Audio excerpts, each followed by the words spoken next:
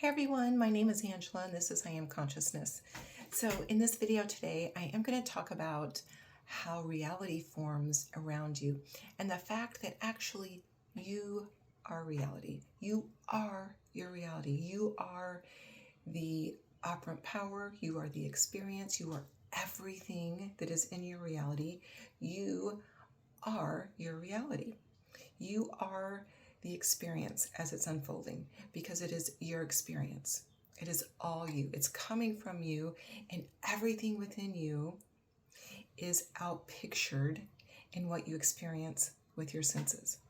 So, really, your reality and what you experience in this 3D reality, this 3D experience, is simply what has formed around you, the reality. It's what has formed around your internal story, your internal energy, your internal identity.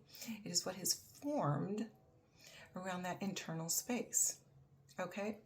So there's a verse in Ephesians that I absolutely love. It's one of my favorite ones. And it says, I think it's Ephesians chapter 2, I believe.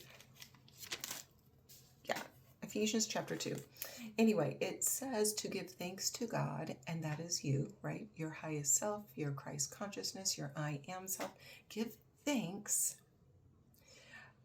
because He is doing exceedingly abundantly above all that you can ask or think according to the power that works in you.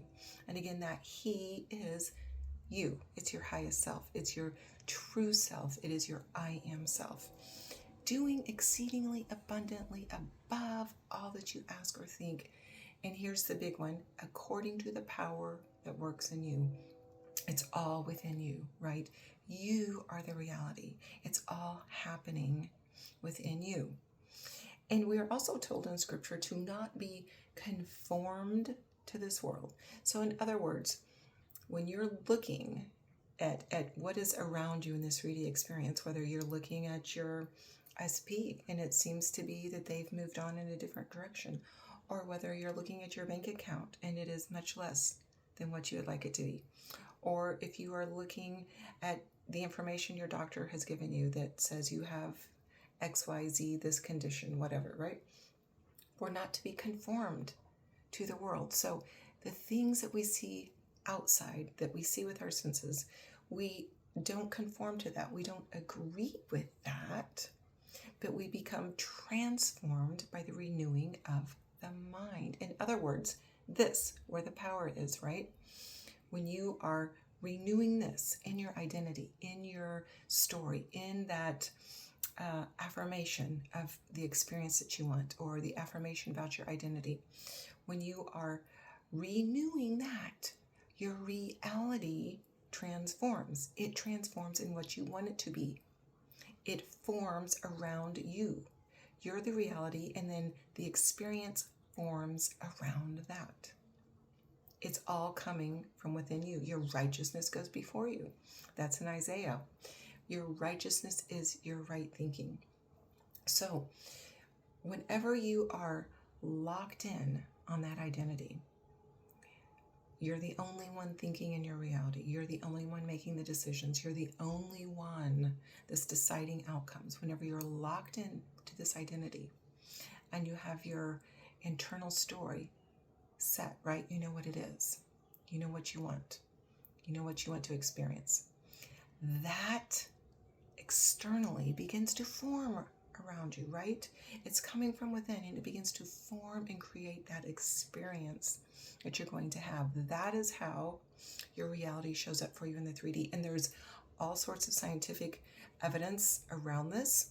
You can look into quantum mechanics, about the collapse of the wave function, about the double slit experiment where the observer is going to decide, right, what's going to happen. So all of this is based in some scientific knowledge. There's a lot that supports how reality is formed, how the 3D experience is formed, and it comes from within. There's also another place in Scripture that says the things that are seen were not made from the things that are visible. In other words, the 3D, the things that you see outwardly, the things that you can sense, right, with your eyes, your ears, the things you can touch, that has no creative power. Those things that you see, they were not made from things that are seen. In other words, the 3D does not create the 3D. What creates a 3D? You do. And how does it happen?